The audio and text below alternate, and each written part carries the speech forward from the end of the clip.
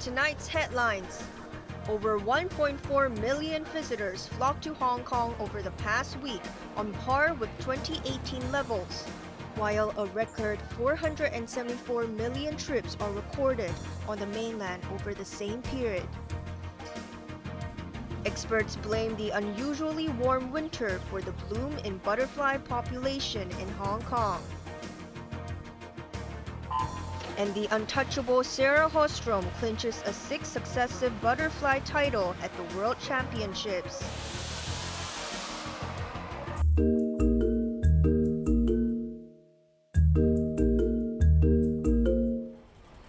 With schools resuming classes tomorrow, families who left the city for a short vacation returned in droves this afternoon.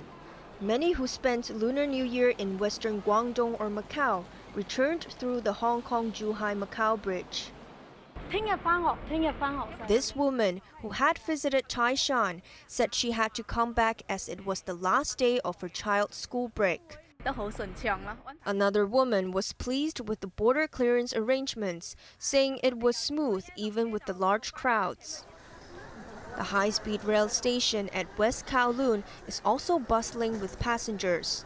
The Immigration Department recorded more than 1.4 million inbound visitors during the first 8 days of Lunar New Year. That was in line with levels in 2018, before the city was impacted by social unrest and COVID. Over 87%, or 1.26 million, of the visitors were from the mainland.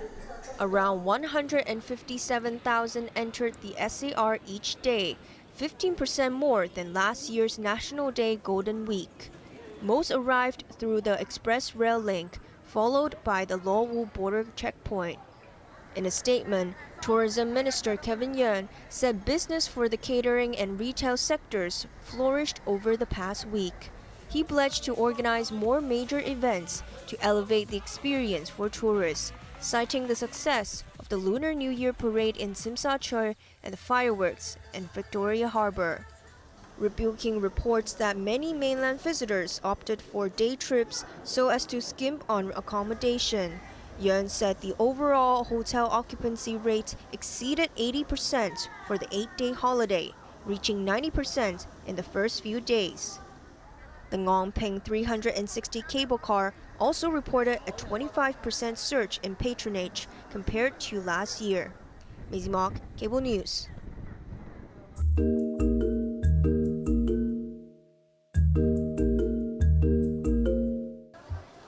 A record 474 million domestic trips were recorded on the mainland during the Lunar New Year holidays. That was a 34.3% jump from the same period last year, commonly known in China as Spring Festival. Even compared to pre-pandemic levels in 2019, the number of trips had grown by 19%.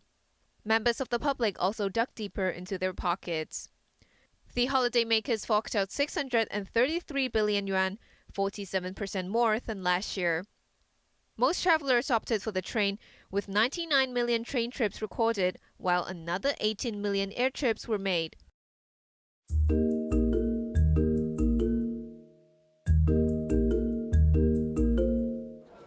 Symbolizing luck and prosperity, peach blossoms have been a popular fixture for homes and offices around Lunar New Year. But like Christmas trees, their mission is short-lived.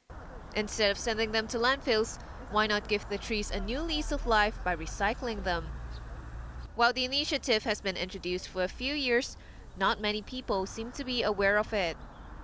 This man who paid a visit to a recycling station only brought smaller items. He was supportive of the scheme, but wondered if it could be extended to other types of festive flowers or trees.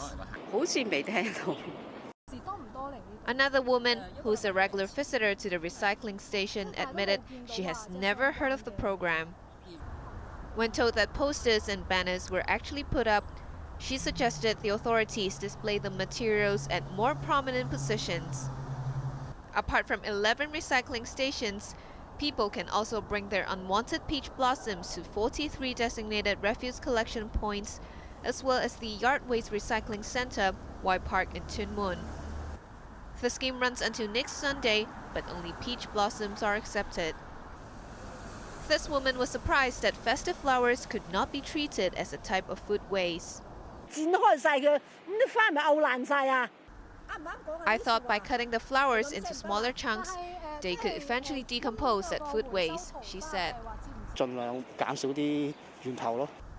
This man went a step further. He decided to reduce waste at the source by not buying any flowers for Lunar New Year. I would spread the word about the scheme to people around me, but it might be a hassle for them to bring the trees to a recycling station instead of simply dumping it into the bin, he conceded. Janice Lowe, Cable News.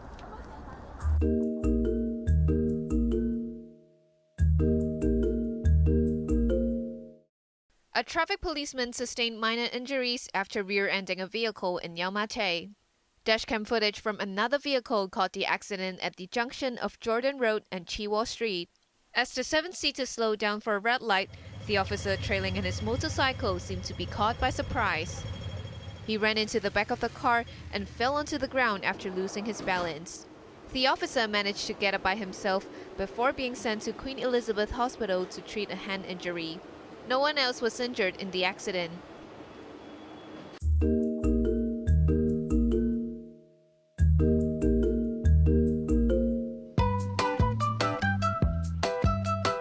Ever noticed one of these butterflies roaming Hong Kong's urban landscape in recent weeks?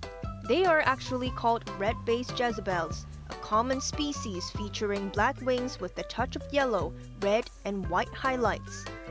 While they mostly live in country parks or remote areas with thick vegetation, the butterflies have been spotted in almost every corner of the city since the start of the year.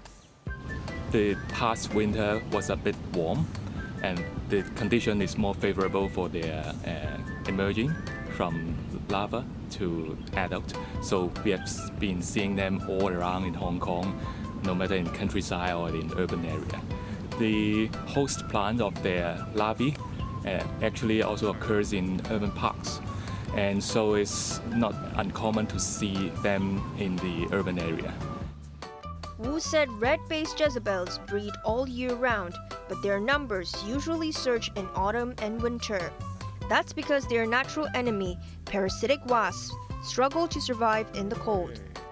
Despite that may be a common sight during the colder months in Hong Kong, I think it may be worth thinking whether we have been keeping the earth too warm, such that the numbers bloom every year instead of every few years before. That may be a signal of climate change, that we have to pay attention to what we are doing to the earth in our daily life. These are the pupae of red-based Jezebel found in Tai Mo Shan. It takes around 1 to 2 weeks for butterflies to emerge. Once red-based Jezebels mature into adults, their short lifespan also begins ticking down.